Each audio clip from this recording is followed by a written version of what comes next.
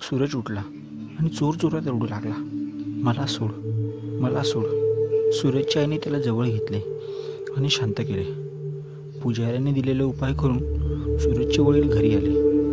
मग पुजारी बोलला की ह्याचे लग्न कधी आहे? सूरजची आई बोलली, परवा आहे लग्न, कारण मध्ये शनिवार येत आहे. मग पुजाऱ्याने डोळे बंद केले आणि बोलला, याला उद्याचा दिवस खूप सांभाळावा लागेल, कारण हळदीच्या अंगाला पकडलेले भूत लवकर ते शरीराला सोडत नाही. तो त्याच्या मागावरच असतो आणि तो त्याची जाणीव तुम्हाला प्रत्येक क्षणी करून देणार.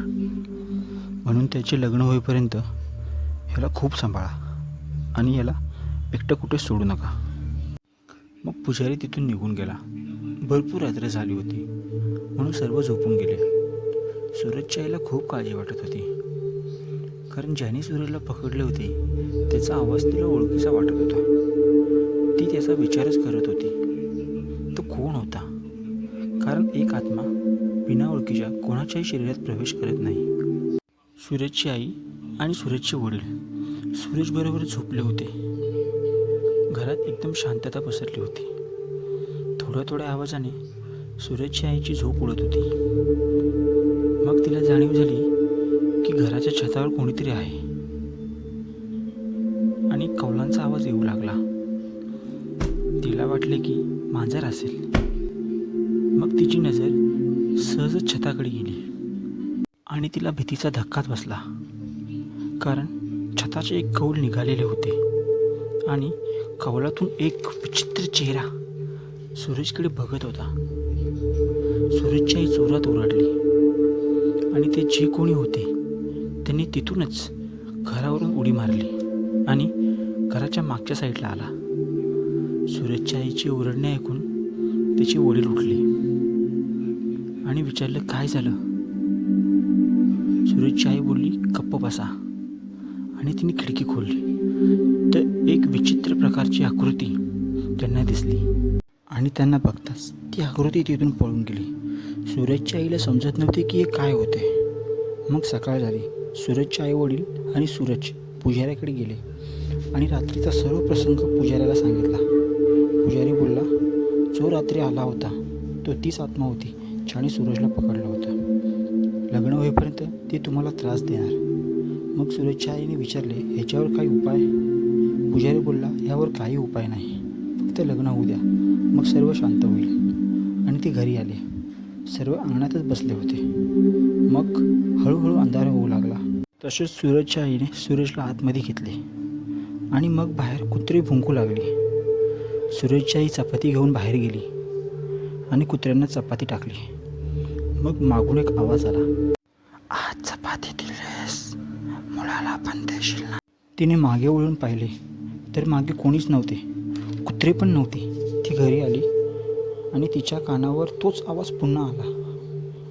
ती त्या आवाजाला ओळखत होती. तिने सूरजच्या वडिलांबरोबर त्याच्याविषयी चर्चा केली, पण सूरजच्या वडिलांना काहीच माहीत नव्हते. मग सर्व जेवले आणि झोपायची तयारी होत होती.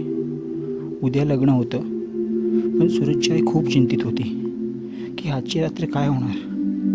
बाहेर सर्व लग्नाची तयारी करत होते. मग रात्रीचे 12 वाजले. सर्व झोपले. मग सूरजच्या आईला बाहेरून काही आवाज आला. चला चला, पाणी भरायचं आहे, उशीर होत आहे. ती उठून बसली. एवढ्या रात्री कोण पाणी भरायला गेले?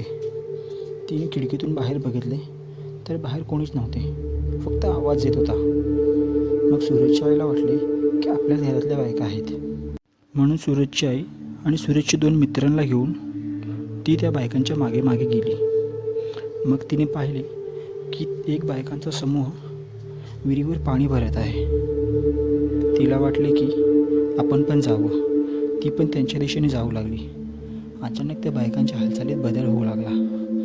विहिरीवरच्या सर्व बायका विहिरीच्या काठावर बसून हसू लागल्या. सूरजची आई थांबली. मग त्यातील एक बाई बोलली, मुलाला एकटंच ठेवून आलीस, जा लवकर. हे ऐकून सूरजची आई खूप घाबरली. तिने लवकरच घराकडे धाव घेतली. दरवाजा उघडला. बघितलं तर एक विचित्र आकृती सूरजच्या पोटावर बसली होती. ती जोरात ओरडली, अण्णा सोड त्याला. मग ते आवाज ऐकून सुरेशचे वडील उठले. त्यांनी पण ते भयंकर दृश्य बघून त्यांच्या हृदयाचा ठोका चुकला आणि ती आकृती गायब झाली.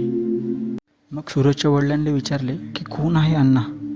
मग सूरजची आई रडत रडत बोलली, अण्णा हा माझ्या वडिलांचा छोटा भाऊ. त्याला खूप वाईट सवयी होत्या म्हणून माझ्या वडिलांनी त्याला घराबाहेर काढून टाकले. मग त्या दिवसापासून तो आम्हाला परत दिसलाच नाही.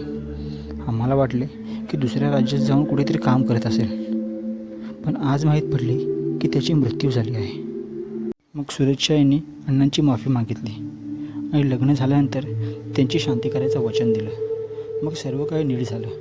लग्नात काही अडचण नाही आली आणि वचनाप्रमाणे लग्नाच्या 2 दिवसानंतर सूरजची आणि त्यांची शांती केली. तुम्हाला काय वाटतं मित्रांनो, या कथेविषयी तुमचं मत मला नक्की कमेंट करा. मित्रांनो, तुम्हाला जरी स्टोरी आवडली असेल तर आपल्या चॅनलला प्लीज लाईक, शेअर आणि सबस्क्राईब करा. आणि तुमच्याकडे काही स्टोरी असतील तर माझ्या ईमेल ॲड्रेसवर तुम्ही त्या पाठवू शकता. मी तुमच्या स्टोऱ्या आपल्या चॅनलवर दाखवायचा पूर्ण प्रयत्न करेन.